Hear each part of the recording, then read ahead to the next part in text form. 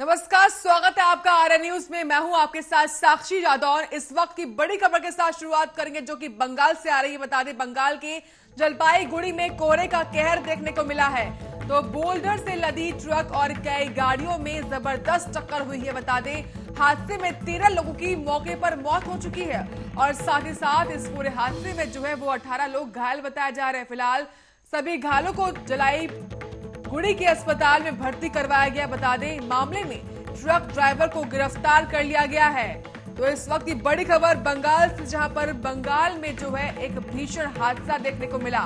तो बंगाल के जलपाईगुड़ी में कोहरे के कहर के चलते जो है ट्रक और कई गाड़ियों में टक्कर हो गई और तस्वीरें भी हम आपके पास दिखा रहे हैं, जहां पर फिलहाल जेसीबी की मदद से मलबे को हटाया जा रहा है। बता दें, जलपाईगुड़ी में कोहरे का कहर देखने को मिला है और इस पूरे हादसे में 13 लोगों ने अपनी जान गंवा दी है। बता दें, इस पूरे हादसे में पुलिस ने फिलहाल जो है ट्रक ड्राइवर को गिरफ्तार कर लिया और इस ट्रक ड्राइवर से पुलिस द्वारा पूछताछ की जा रही है। तो इसी पर तमाम जानकारी के साथ संवाददाता शिखा फोनलाइन पर है। शिखा, हम तस्वीरें देख रहे हैं बंगाल से, जहां पर भीषण हादसा हुआ है। ये हादसा कितने बजे हुआ और क्या अपडेट आपके पास है? मैं बता दूं कि ये हादसा कल रात को हुआ था।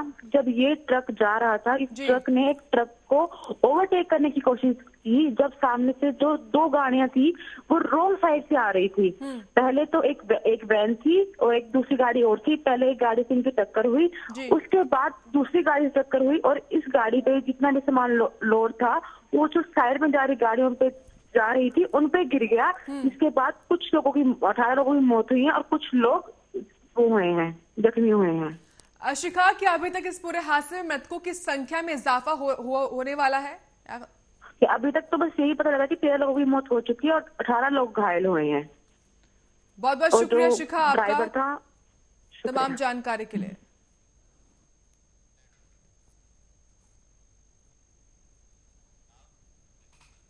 बात अब दिल्ली की, दिल्ली से बड़ी खबर सामने आ रही है। बता दें, दिल्ली में पति ने पत्नी को बेरहमी से मारा है। तो पत्नी के सिर में और चेहरे पर गंभीर चोटें आई हैं। तो पत्नी को इलाज के लिए अस्पताल में भर्ती करवाया गया। बता दें, पति पर सिविल लाइन में कई आपराधिक मुकदमे भी दर्ज हैं।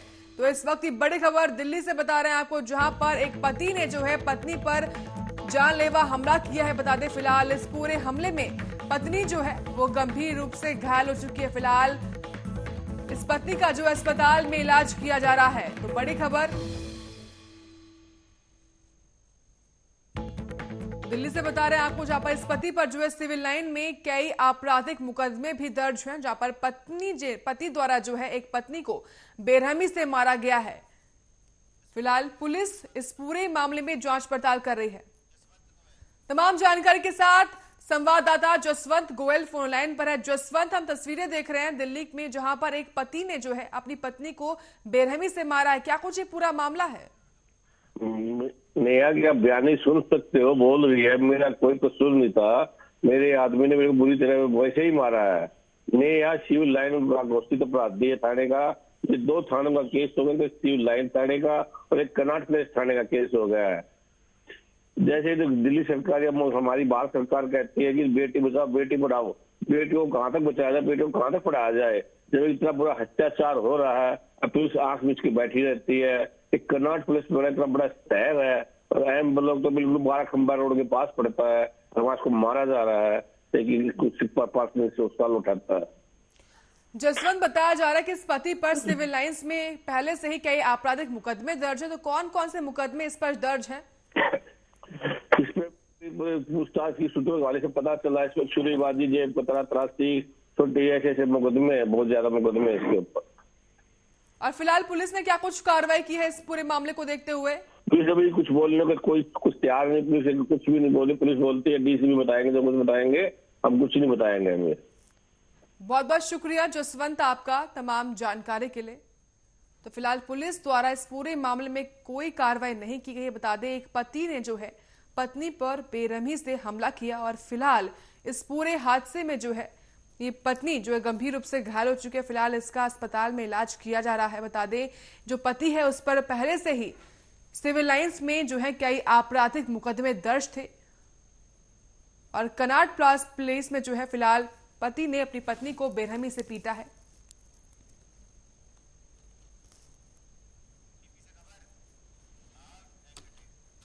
वहीं बुलंदशहर के शिकारपुर में कौवे और बिगुलों की मौत से हड़कंप मच गया है। बता दें इलाके में 2 बगुले और 13 कौवे मृत पाए गए हैं और साथ ही साथ पशुपालन विभाग की टीम ने मृत कौवे के सैंपल जो है वो जांच के लिए भेज दिए हैं। बता दें बुलंदशहर के शिकारपुर कस्बे 12 खंबे के पास की ये पूरी घटना है, जहां पर कौवे और बगुले की मौत होने के बाद से फिलहाल इलाके में हड़कंप मच गया। बता दें बुलंदशहर के शिकारपुर कस्बे 12 खंबे के पास जो है कौवे और बगुले जो है वो मृत पाए गए। बता दें 2 बगुले हैं और 13 कौवे हैं जो मृत पाए गए। फिलहाल पशुपालन विभाग द्वारा जो है इन कौवे के सैंपल को लेकर जांच के लिए भेजा गया है। बता दें जिस तरीके से बर्ड फ्लू का कोहराम जारी और इसी को देखते हुए फिलहाल पशुपालन विभाग की टीम ने जो है इनके सैंपल्स को जांच के लिए भेज दिया है।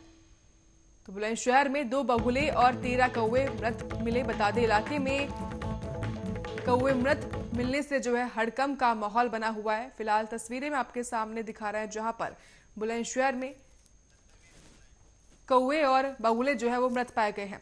इसी पर तमाम जानकारी के साथ संवाददाता सत्यवीर फोन लाइन पर है। सत्यवीर, बुलंदशहर में एक बार फिर से जो है कौवे और बगुले जो हैं वो मृत मिले हैं। देखिए, बिल्कुल आपको बताना चाहूंगा कि बुलंदशहर के शिकारपुर क्षेत्र में 13 कौवे और 2 बगुले मृत पाए जाने से लोगों में हड़कंप मचा हुआ है। और जिस तरह से जो बीमारी जो आशंका जताई जा रही है बर्ड फ्लू की, तो पशु चिकित्सा अधिकारियों ने उनका सैंपल लेकर जांच के लिए भेज दिए हैं। और फिलहाल वो बता दें कि लोगों में इस चीज का भय व्याप्त है। जिस तरह से मृत कौवे पाए जा रहे हैं, तो कहीं ना कहीं लोगों में इस चीज का आशंका जताई जा रही है। जी सत्यवीर, फिलहाल जो सैंपल रिपोर्ट है वो कब तक आएगी? देखिए, फिलहाल ये अधिकारियों से जिस तरह से बात की है तो बता रहे हैं कि रिपोर्ट भेज दी है और जैसे ही आ जाएगी तो अपडेट आपको दे दी जाएगी। जी बहुत बहुत शुक्रिया सत्यवीर आपका तमाम जानकारी के लिए।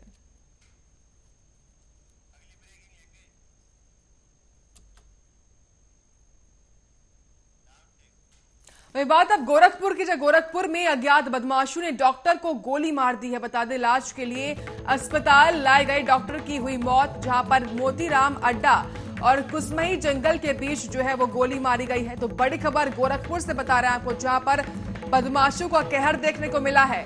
तो अज्ञात बदमाशों ने एक डॉक्टर को गोली मार दी है। बता दें जब अस्पताल के लिए इस डॉक्टर को ले जाया जा रहा था तो उस दौरान इसकी मौत हो गई है। और साथ ही साथ जानकारी ये भी मिल रही है कि गोरखपुर के मोतीराम अड्डा और कुसमे जंगल के बीच जो है बदमाशों ने इस डॉक्टर को गोली मारी है। तो बड़ी खबर और महत्वपूर्ण जानकारी आपको देते हुए, जहां गोरखपुर में अज्ञात बदमाशों द्वारा जो है एक डॉक्टर को गोली मारी गई है और इलाज के लिए अस्पताल लाते वक्त डॉक्टर की मौत हो चुकी है। फिलहाल डॉक्टर की मौत होने के बाद से परिवार में कोहराम है। फिलहाल पुलिस जो है इस पूरे मामले में जांच कर रही है और डॉक्टर के शव को भी फिलहाल कब्जे में लेकर पोस्टमार्टम के लिए भिजवाया गया है। तो मोतीराम अड्डा और कुसमई जंगल के बीच की ये पूरी घटना बताई जा रही है, जहां पर अज्ञात बदमाशों ने जो है इस डॉक्टर को गोली मारी। फिलहाल गोली लगने से इस डॉक्टर की इलाज के दौरान मौत हो गई है।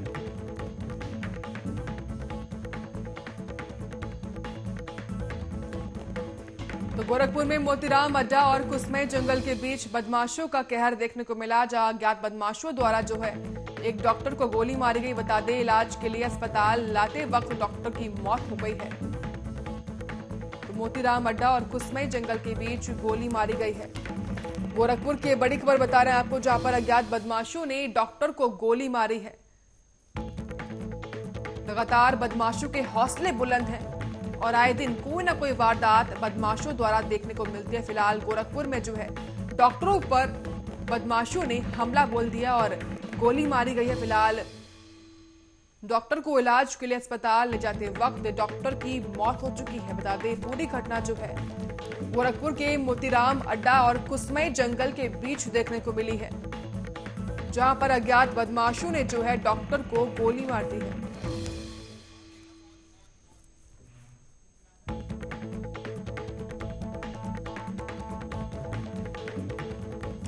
तमाम जानकारी के साथ संवाददाता सचिन यादव जो है वो फोन लाइन पर है। सचिन, अज्ञात बदमाशों का हौसला देखने को मिला है, जहां पर जो है बदमाशों ने एक डॉक्टर को गोली मार दी है। क्या कुछ ये पूरा मामला था और इसमें क्या कुछ अपडेट है आपके पास? जी, गोरखपुर के खोखरावा इलाके के भैंसला बल्ली चौराहे पर मंगलवार रात 20 सवार अज्ञात बदमाशों ने मेडिकल स्टोर चालक 48 साल के राम आश्रय मौर्य को गोली मार दी है। जी। इसकी सूचना पाकर मौके पर पुलिस लगी और पुलिस कर्मियों के सहयोग से किया गया है, जहां बहुत बहुत शुक्रिया सचिन आपका तमाम जानकारी के लिए। फिलहाल बता दें पुलिस इस पूरे मामले में जांच पड़ताल कर रही है।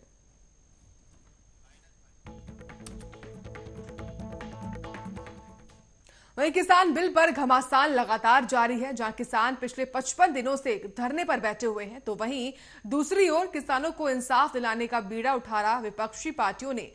इसी के तहत जो है कांग्रेस के पूर्व अध्यक्ष राहुल गांधी ने केंद्र सरकार पर जमकर हमला भी बोला है और कहा है कि केंद्र को तीनों कृषि कानून को वापस लेना होगा। और अब सवाल ये है कि क्या विपक्ष किसान आंदोलन का समर्थन करने के छाव में अपनी राजनीतिक छवि को दुरुस्त करने की कोशिश कर रहा है। एक रिपोर्ट देखिए।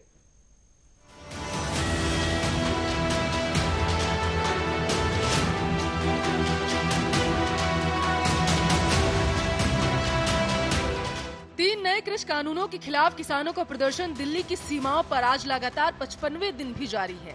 इस बीच कांग्रेस के पूर्व अध्यक्ष राहुल गांधी ने 3 केंद्रीय कृषि कानूनों को लेकर एक बार फिर प्रधानमंत्री नरेंद्र मोदी पर निशाना साधा।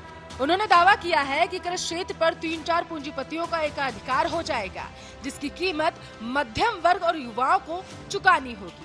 आपको बता दें, उन्होंने कहा कि सरकार की कोशिशों के बावजूद किसान थकने वाले नहीं हैं, क्योंकि वो प्रधानमंत्री से ज्यादा समझदार हैं। राहुल गांधी का इशारा सरकार और किसानों के बीच जारी गतिरोध की तरफ था। राहुल गांधी ने किसानों की पीड़ा पर खेती का खून शीर्षक से एक बुकलेट जारी की है। उन्होंने कहा, देश में एक त्रासदी पैदा हो रही है। सरकार इस त्रासदी को नजरअंदाज करना चाहती है और लोगों को गुमराह करना चाहती है। किसानों का संकट इस त्रासदी का एक हिस्सा मात्र है। आपको बता दें, राहुल गांधी ने बीजेपी अध्यक्ष जेपी नड्डा के सवालों पर जवाब देने से साफ इनकार कर दिया। राहुल गांधी ने कहा कि क्या जेपी नड्डा मेरे प्रोफेसर हैं? उनका जवाब देता जाऊं, कौन है आखिर जेपी नड्डा? यहाँ पर आपको बता दें कि जेपी नड्डा ने कहा था कि कांग्रेस नीति संयुक्त प्रगतिशील गठबंधन की सरकार ने स्वामीनाथन आयोग की रिपोर्ट के सालों तक क्यों अटका रखा था और न्यूनतम समर्थन मूल्य भी नहीं बढ़ाया था। कांग्रेस नेता राहुल गांधी ने दावा किया कि हवाई अड्डों, बुनियादी ढांचे, दूरसंचार, रिटेल और दूसरे क्षेत्र में हम देख रहे हैं कि बड़े पैमाने पर एकाधिकार स्थापित हो गया है।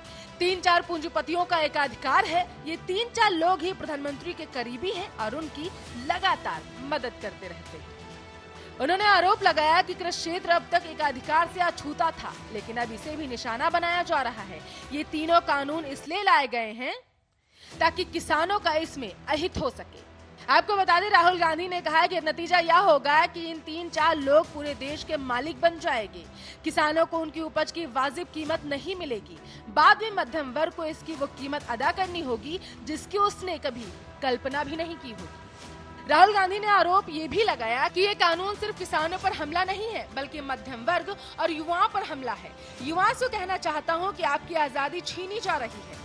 कांग्रेस नेता के मुताबिक पंजाब और हरियाणा के किसान इस देश के रक्षक बन चुके हैं। वे कृषि क्षेत्र को कुछ लोगों के हाथ में जाने से रोकने के लिए लगातार 55 दिन से आंदोलन कर रहे हैं। आपको बता दें कि राहुल गांधी को ये भी लगा कि सरकार को लगता है कि किसानों को थकाया जा सकता है और उनको बेवकूफ बनाया जा सकता है। किसान प्रधानमंत्री से ज्यादा होशियार है। समाधान एक ही होगा कि तीनों कानूनों को वापस ले लिया जाए। आपको बता दें कि देश का अन्नदाता पिछले 55 दिनों से बॉर्डर्स पर बैठकर आंदोलन कर रहा है कि किसान बिल को वापस ले लिया जाए। तो वहीं दूसरी ओर इस मसले को सुलझाने के लिए सुप्रीम कोर्ट को दखल देना पड़ा। 2 सुनवाई के बावजूद सरकार और किसानों के हाथ अभी तक खाली है। कांग्रेस के इस आक्रामक रुख के बाद अब केंद्र सरकार का अगला कदम क्या होगा, ये देखने वाली बात होगी। Special desk, Arya news.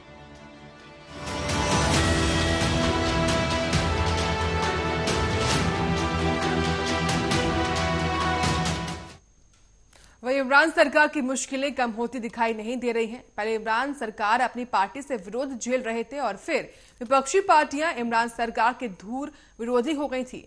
और अब पाकिस्तान के प्रधानमंत्री पर एक और आरोप लगा है और वो है भ्रष्टाचार का। क्या है पूरा मामला, इस रिपोर्ट में देखिए।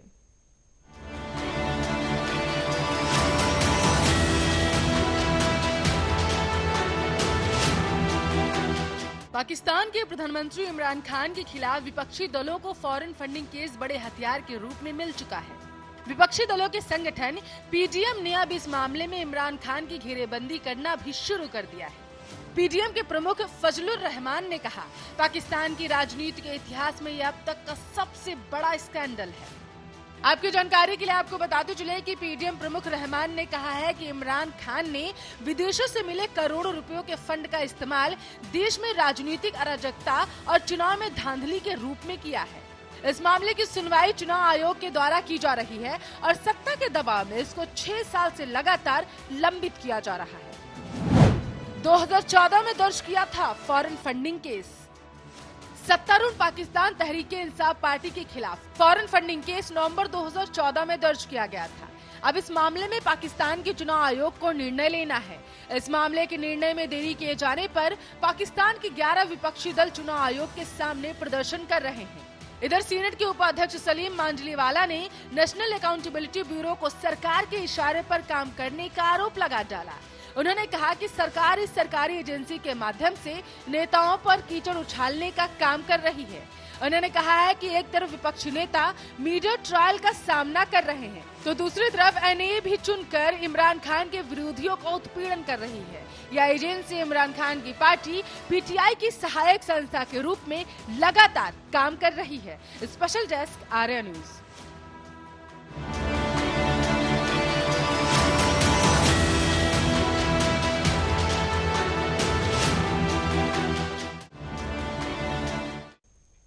और इसी के साथ फिलहाल की खबरों में इतना ही। आप देखते रहिए आर्या न्यूज।